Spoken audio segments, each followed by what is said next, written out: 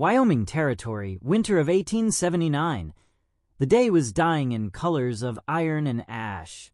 The Platte River lay stiff and gray under a skin of ice, whispering faint groans where the current gnawed from beneath. Elias Boone crouched by his campfire, feeding it with scraps of cottonwood bark. The heat barely touched his bones. 12 winters on the trail had carved his face into something granite could envy, but the cold still had teeth. That's when he heard it, a sound that didn't belong to the wind, not the call of a bird or the crack of ice, but a ragged, human cough, thin as paper tearing. He rose, scanning the snowy dusk. Movement, low to the ground, at the river's bend. Elias strode toward it, boots crunching through crusted snow. A woman was crawling, half submerged in the slush along the bank. Her dress, once pale blue, was streaked with mud and blood. Her hair clung in wet tangles to her cheeks. She looked up at him with eyes like a cornered doe's. Her lips trembled around the words, "Bury me beside the river." Her voice was barely there, a candle flame about to wink out. Elias knelt, sliding an arm under her shoulders. She felt as light as wet cloth. "Easy now. You're not." But the truth was written in her skin. She was already slipping away.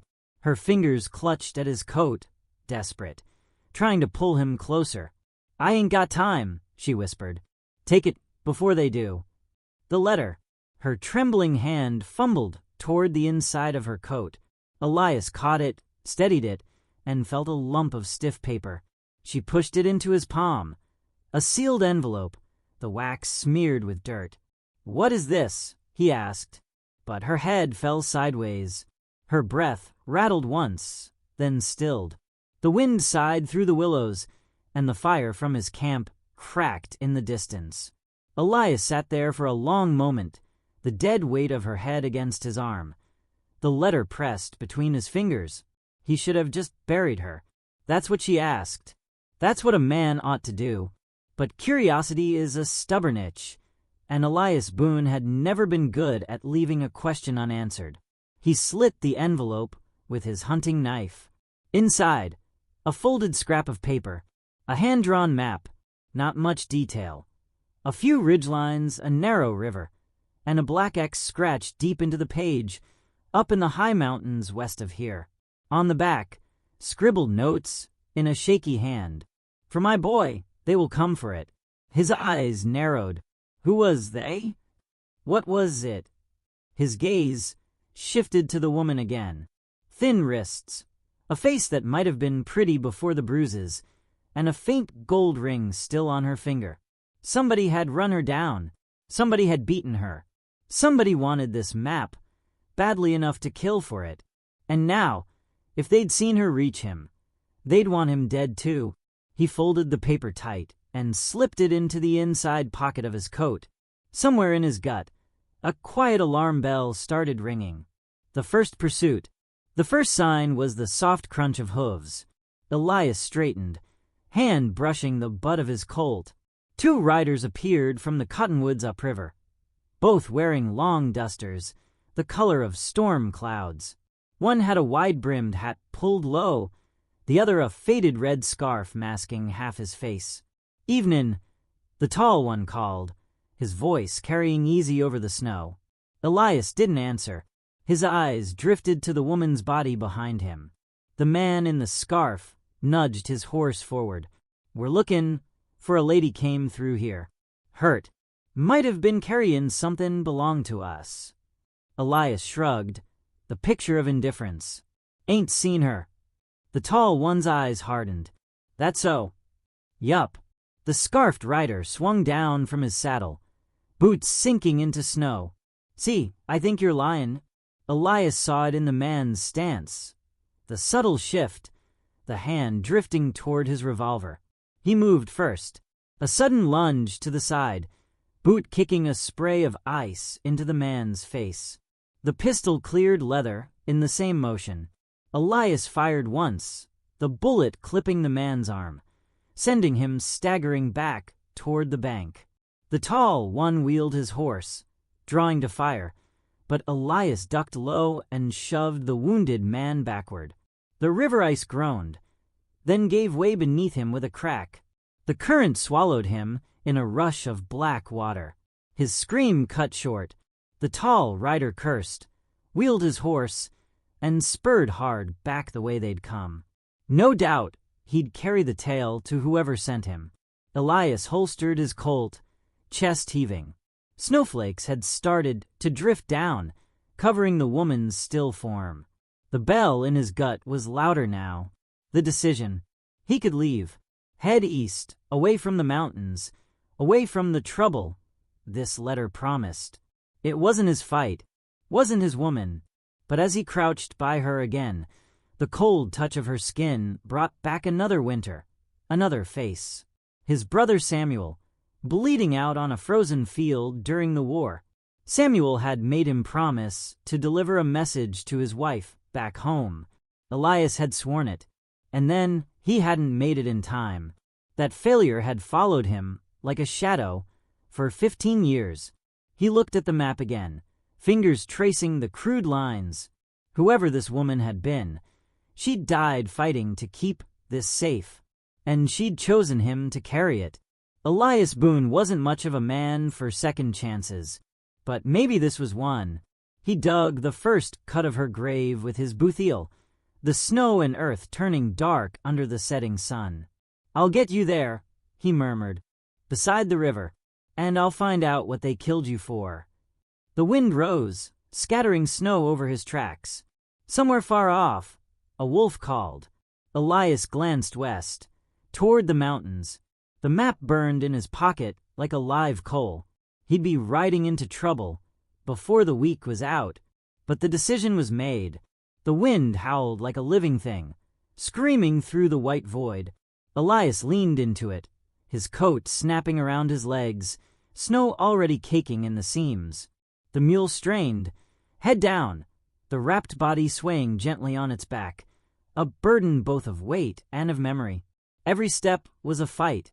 The trail, once clear, was now a suggestion beneath drifts that swallowed the ground up to his knees. His breath froze against his beard, turning every exhale into a plume of ice crystals. The mountains loomed somewhere ahead, hidden by a wall of white. The blizzard had swept down fast, erasing landmarks, and with them, hope of easy passage. He stopped to check the mule's load, his gloved hand brushing snow from the canvas-wrapped form. "I'll get you there," he muttered, though the wind tore the words away before they could settle. The cold crept under his layers, biting into his ribs, sinking into his bones. His canteen was already frozen solid, and the last of his jerky had gone stiff as wood. The mule shivered violently, stumbling once, nearly dropping to its knees. Elias cursed softly and pushed forward. The air was so sharp it made his lungs burn.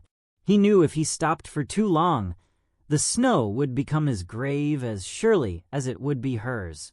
The blizzard didn't care about promises, but Elias did, and he wasn't turning back. The stranger at the fire. By nightfall, Elias's legs were trembling from exhaustion. The blizzard had eased, but the cold still clung like a living shadow. He spotted a rocky overhang jutting from the slope, its lee side shielded from the wind. A faint orange glow flickered there. He approached cautiously, hand resting near his rifle. The smell of wood smoke reached him first. Then he saw the man, tall, broad-shouldered, wrapped in furs. His black hair hung in braids, frost clinging to the tips. A scar cut a pale line across his cheekbone. The man's dark eyes studied Elias without a word. In the firelight, they seemed to hold both challenge and understanding. "Storm's bad," Elias said carefully, his voice hoarse. The stranger only nodded and gestured to the fire. Elias hesitated, then stepped inside the shelter. The warmth hit him like a wave, making his fingers sting as the blood returned. The man, Talon, offered a strip of cooked meat. Elias accepted, hunger winning out over caution. They ate in silence, the only sounds the crackle of the fire and the soft hiss of snow against stone. In this wilderness, words were secondary to the quiet language of survival, the shared fire, the unspoken truce. When Elias pulled his blanket around his shoulders, Talon glanced toward the mule tethered just outside. "You carry someone?" Talon said at last, his voice deep and deliberate. Elias froze, then gave a slow nod. "Yeah, someone I owe." Talon said nothing more, but there was a shift in his gaze. Not pity, but recognition. For the first time since the journey began, Elias felt he might not be entirely alone. Confession in the storm. The wind picked up again that night, rattling through the rocks. Sparks from the fire swirled upward into the dark. Elias found himself speaking without planning to. Maybe it was the firelight, maybe the stranger's steady silence. But the words came. "She asked me to take her back to the mountains," Elias said. "Said she wanted to rest where she was born." Talon's gaze stayed fixed on the flames. "She was dying," Elias went on. "She told me it was the last thing she wanted." When he described her dark hair, the deep lines in her weathered face, the small locket she clutched, Talon stirred. "I know her," he said. "She was from a village north of here. Years ago, she married a prospector. He left one winter and never came back. They say he vanished with a fortune in gold dust." Elias frowned. "Gold dust." Talon nodded slowly. "If she carried a map, men will kill for it." Elias stiffened. He remembered the oilskin pouch hidden in the wrappings, the one she had pressed into his hands before the end. The weight of his task had just grown heavier. Bandit ambush. The night was deep when the first sound came, a crunch of snow under a boot, too deliberate to be the wind. Elias reached for his rifle. Talon was already moving, silent as a shadow. Figures emerged from the dark, faces masked in scarves, guns glinting in the firelight. Crowder's gang, the same men Elias had been warned about. "Well, well," a voice drawled. Crowder himself stepped forward, grinning. "We'll be talking. What you're carrying?" Elias tensed, but before Crowder could finish, Talon moved. Faster than Elias thought possible. A knife flashed. One man went down with a cry. The fire erupted into chaos. Gunshots cracked. Snow kicked up under flying boots. Elias fired once, sending a bandit sprawling. Crowder cursed and retreated into the night, dragging his wounded men. When the silence returned, Talon wiped his blade clean and looked at Elias. "Now," he said, "you see why I travel light." The bond between them wasn't spoken, but it was sealed, forged in the fire and in blood. The map led them into the teeth of the mountains, through a narrow canyon barely wide enough for 2 horses. The wind funneled through like a knife, carrying with it the smell of pine and old stone. Snow clung to the cliffsides. Elias rode ahead, scanning for movement. Talon followed, his bow slung, his breath coming in short, misty bursts. Then the canyon opened up, and the world seemed to exhale.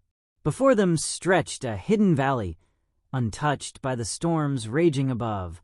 Tall pines stood in clusters, their branches weighed down with snow.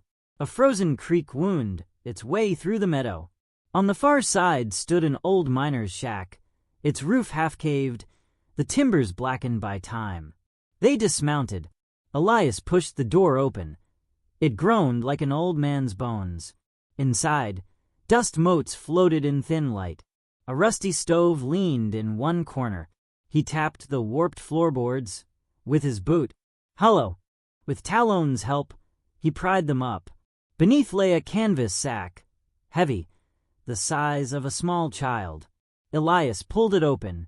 Gold coins spilled into the dim light, their dull gleam whispering of lives changed, fortunes made, and blood spilled.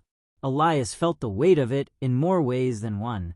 "This is what Crowder's after," Talon said, his voice low. Elias nodded, cinching the sack shut. "Then we don't have much time." Snow began to fall outside, soft at first, then thicker, heavier. It covered their tracks, even as they stood there. They didn't know it yet, but death was already riding into the valley. Crowder's arrival. It began with the sound of hooves. Distant, measured, growing louder. Elias and Talon exchanged a glance. The first rider appeared at the mouth of the canyon, Crowder, tall in the saddle, his black coat flaring in the wind. Behind him came 6 more, their rifles ready. "Looks like we found ourselves a rabbit hole," Crowder called, voice echoing in the cold air. Elias stepped out of the shack, rifle in hand. "Turn around, Crowder. This gold ain't worth dying for." Crowder grinned, all teeth, no warmth.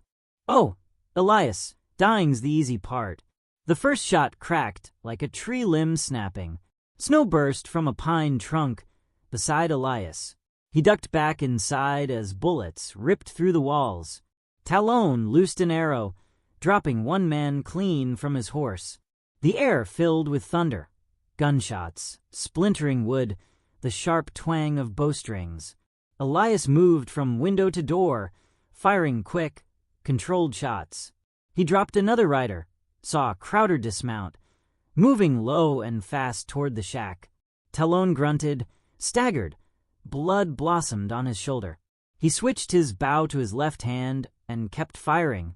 Crowder kicked the door open, revolver in hand. Elias fired point blank. The hammer clicked on an empty chamber. They collided, 2 bulls in a narrow pen.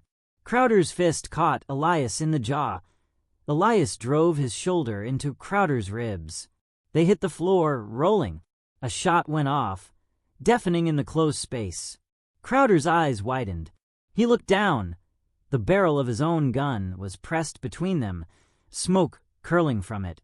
He slumped sideways, blood soaking into the floorboards. The gunfire outside faded. The survivors fled into the storm. Only the wind remained. Elias stood over Crowder's body, chest heaving. His hands shook, from cold, from rage, from the cost of keeping his word. The burial.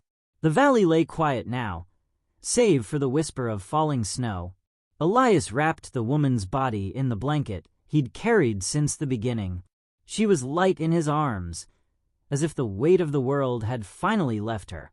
By the river, its surface frozen except for a narrow running vein, he dug with a miner's spade until the ground gave way. Each strike was slow, deliberate, the kind of work a man does when there's no reason to rush. Talon stood nearby, leaning on his bow, blood still seeping through the cloth at his shoulder. He didn't speak. When the grave was ready, Elias lowered her in. Snowflakes gathered on her hair. From his coat, he pulled a small leather pouch, gold coins. He set it gently beside her. "For your boy," he said quietly. "You said you wanted him to have a chance." He covered her with earth, the sound dull and final. When it was done, he stood there for a long moment, the snow softening the lines of the fresh mound. Talon stepped forward, laid an arrow across the grave. "So her spirit finds the right path," he murmured. They stood together in silence, the river whispering under the ice. Elias finally said, "Some things you only get one chance to do right." The wind carried his words away. Parting ways in CTA. Morning came gray and bitter. Talon was pale but steady on his feet. His people would be waiting for him, somewhere beyond the far ridge. "You could keep the gold," Elias said. Talon shook his head. "It was never mine." They clasped forearms, the grip strong despite the wounds. Talon turned his horse toward the white horizon. Elias watched until the warrior was only a shadow among the snow-laden pines. He saddled his own horse, cinched the packs. The gold weighed heavy behind him, but the grave by the river weighed heavier still. As he rode out of the valley, the snow began again, soft and endless. The river whispered behind him, carrying its secrets to places he'd never see. Some promises tie you to the living, others to the dead, but the keeping of them makes you whole. If this story moved you, share it. And remember, Honor is worth more than gold.